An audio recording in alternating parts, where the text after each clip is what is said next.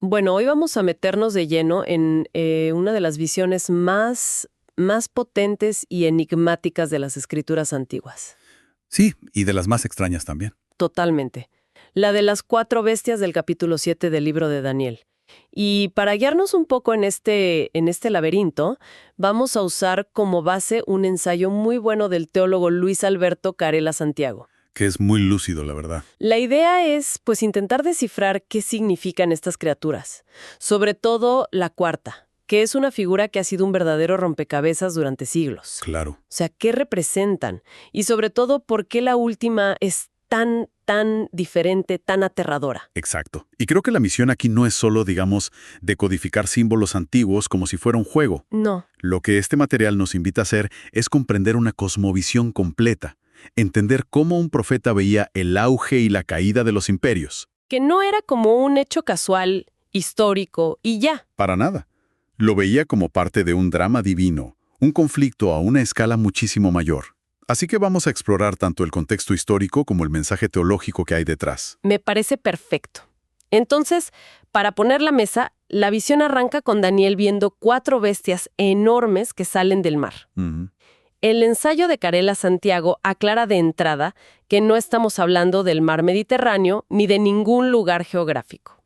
Entonces, a ver, si no es un mar real, ¿qué representa? Fíjate que esa es la primera gran clave. El mar en el imaginario antiguo no era un lugar de vacaciones. Para nada. No, claro. Era el símbolo por excelencia del caos, del desorden, de esas fuerzas que desafían el gobierno de Dios. Es el mundo agitado de las naciones. O sea, ¿el mar es una metáfora del caos de la humanidad? Exacto. Y esto no es una idea que se le ocurrió a Daniel. El ensayo nos muestra paralelos fascinantes. ¿Cómo cuáles? Por ejemplo, en la mitología de Ugarit, que eran vecinos de Israel, el dios Baal tiene que vencer a Yam, Yam, que es literalmente mar. justo, el dios del mar y el caos. O en el mismo Génesis, la creación empieza cuando Dios pone orden en las aguas profundas, en ese desorden previo. Y también está lo de Leviatán, ¿no? En Isaías. Precisamente, la derrota de Leviatán, el monstruo marino del caos. Y este simbolismo, ojo, reaparece con una fuerza tremenda en el Apocalipsis, donde la bestia final también emerge del mar. O sea que desde la primera escena, el escenario ya nos está diciendo que esto es una crítica teológica al poder mundial. Sin duda, estos imperios no nacen del orden divino, nacen del caos moral y espiritual. Entendido. El escenario es el caos. Y de ahí surgen estas 4 bestias. Y no son animales comunes, ¿verdad? Para nada. Las primeras tres, según la mayoría de los intérpretes, y el texto mismo lo sugiere, son una secuencia de imperios históricos. A ver. La primera, un león con alas de águila. Es Babilonia. La segunda, un oso, representa a Medo-Persia. Y la tercera, un leopardo con 4 alas y 4 cabezas. El imperio griego de Alejandro Magno, que después se dividió en 4. Exacto. Y el ensayo de Carela Santiago insiste en que este punto, esta identificación histórica, es la llave maestra para entender todo lo demás. La llave maestra, ¿cómo así? En teología se le llama la clave hermenéutica. Pero es básicamente eso, es la pista que el propio texto te da sobre cómo leerlo. Ah, entiendo. Al decirte que las primeras tres son historia real, te está diciendo, las reglas de este juego son históricas. Esto no es un cuento de hadas. Por lo tanto, la cuarta bestia tiene que seguir el mismo patrón. Tiene que ser otro reino humano. No puedes cambiar las reglas a mitad del partido. Justamente, la lógica interna te obliga a buscarla en la historia como el siguiente eslabón en esa cadena de poder. Y entonces llega esa 4 bestia. Y la descripción es de pesadilla. Uf, sí. Terrible, espantosa y en gran manera fuerte, con dientes grandes de hierro y 10 cuernos. ¿Qué la hace tan radicalmente diferente? Es que no es solo una cuestión de fuerza, es de naturaleza. Las otras eran combinaciones de animales conocidos. León, oso, leopardo. Pero esta cuarta bestia es indescriptible. No tiene un análogo en la naturaleza. El poder imperial llevada a su máxima expresión.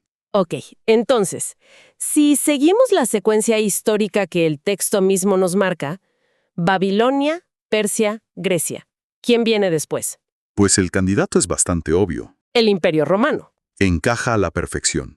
La dimensión histórica de esta bestia apunta directamente a Roma. La fuente lo argumenta muy bien. Primero, la cronología es impecable. Segundo, la metáfora del hierro. Que ya se había usado antes en Daniel para hablar de Roma. Justo. Y tercero, esa descripción de aplastar y despedazar es un retrato muy fiel del poderío militar romano. Pero a ver, uno podría decir, ¿fue Roma tan distinta? ¿Babilonia también fue brutal? Es una buena pregunta. Y creo que la clave está en la escala y la eficiencia. Roma no solo conquistaba, imponía un sistema, una pax romana, a través de una fuerza abrumadora. Una paz que para muchos se sentía como una jaula de hierro. Exacto. Y desde la perspectiva judía, Roma fue quien cometió el acto de profanación supremo, la destrucción del Templo de Jerusalén en el año 70. Eso la marcó para siempre. Tiene todo el sentido. Pero el análisis no termina ahí. Justo cuando creemos que ya está, que la bestia es Roma, la visión se complica. Aparece una nueva figura. El cuerno pequeño. Y aquí es donde la visión salta a otra dimensión. Es lo que se llama la dimensión escatológica. A ver, escatológica. ¿Traduzcamos ese término? Claro. Significa básicamente lo relacionado con el final de los tiempos. Es la parte de la profecía que mira hacia el clímax de la historia. O sea que este cuerno pequeño representa la culminación final de ese poder que se opone a Dios. Precisamente. Pero después de una bestia con dientes de hierro que devora el mundo, un cuerno pequeño suena casi inofensivo. ¿Qué lo hace tan especial? Es que su poder no es solo militar o político. Es ideológico y espiritual. Ah, El texto lo describe con 3 características. Primero, es arrogante. Hablaba con gran insolencia. Se pone en lugar de Dios. Segundo, es un perseguidor del pueblo santo del Altísimo. y tercero, y esto me parece clave, intentará cambiar los tiempos y la ley. Eso es, busca redefinir la realidad moral, suplantar la ley de Dios por la suya. Su amenaza no es solo física, es existencial. Entiendo. Y por eso se argumenta que ningún emperador rumano, por cruel que fuera, encaja del todo en esa descripción. Exacto. Y además, su derrota final no es una batalla histórica más. Es un evento sobrenatural, un juicio divino que cierra la historia. Entonces, no es una cosa o la otra. La cuarta bestia no es solo Roma, ni es solo este poder futuro. Es ambas cosas. La fuente habla de un cumplimiento dual. Roma es la manifestación histórica, y el cuerno pequeño representa la culminación final futura de ese mismo poder. Me gusta la idea de que Roma es como el borrador. Y el cuerno pequeño es la obra final. Exacto. Es un patrón que se revela en la historia y que llegará a su clímax al final. Y esta idea de Roma más un clímax final tiene un consenso muy amplio, curiosamente, entre diferentes escuelas teológicas. Hablemos de a quién persigue. El pueblo de los santos del Altísimo. En el contexto original de Daniel, ¿a quién se refiere? Pues para Daniel y sus primeros lectores, la referencia era clarísima. El pueblo fiel de Israel. Los que perseveraban bajo la opresión de los imperios. Pero como pasa con muchos de estos conceptos, esa identidad se expande con el tiempo, ¿no? Sí, el Nuevo Testamento es el puente, y lo hace a través de la otra figura clave de la visión, el Hijo del Hombre. Al que se le da el reino al final. Exacto. Los evangelios identifican a Jesús con ese Hijo del Hombre.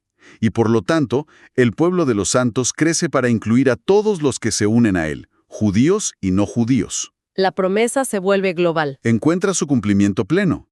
Es increíble que a pesar de este enemigo tan formidable, tan invencible en apariencia, el tono final de la visión no es de miedo. Es todo lo contrario. Y ese es el giro de guión más importante. La victoria no viene de una rebelión humana. No se trata de que los santos tomen las armas. Entonces, ¿cómo se resuelve? La solución es una intervención divina. La visión se mueve de la tierra al cielo. Se establece una corte celestial, una figura majestuosa, el anciano, que es Dios, se sienta en su trono y emite un juicio. Y por ese veredicto, la bestia es destruida. Exactamente. Se le quita el poder y es destruida para siempre. La justicia no viene de un poder terrenal más grande, sino de una autoridad celestial superior. La respuesta no es una bestia más fuerte, sino un juicio. Justo. Y después de ese juicio, el reino y el poder se le entregan al Hijo del Hombre y a su pueblo.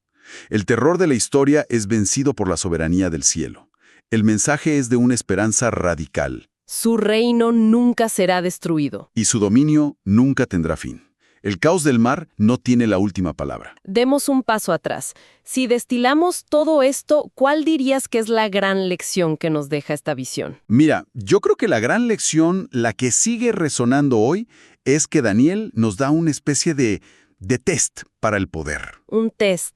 Sí, en el momento en que un sistema, un gobierno, una ideología, una corporación, lo que sea, se absolutiza y empieza a actuar como si fuera Dios, Reclamando lealtad absoluta, definiendo el bien y el mal. en ese preciso instante, según esta visión, ya se está convirtiendo en una bestia. Es una advertencia atemporal sobre la arrogancia del poder, sobre la ibris, como decían los griegos. Y eso nos lleva a una conclusión muy fuerte, que la esperanza final no está en encontrar un sistema político perfecto. No, la esperanza no reside en un imperio bueno, sino en un reino de naturaleza completamente distinta, que ya está establecido y que un día será revelado plenamente. El análisis que usamos como fuente termina con una reflexión que trae todo esto a nuestro presente. Dice que este patrón de arrogancia del cuerno pequeño, Ese impulso de redefinir lo sagrado e imponerse como autoridad última. se repite a lo largo de la historia. Y eso nos plantea una pregunta final, ¿no? Una pregunta que nos deja pensando. Exacto. ¿De qué maneras los sistemas de poder actuales, sean políticos, tecnológicos o culturales, que buscan imponerse como la autoridad final sobre la vida, están reflejando, quizás sin saberlo, ese patrón de la bestia de Daniel? Es una pregunta incómoda, pero tal vez más necesaria que nunca.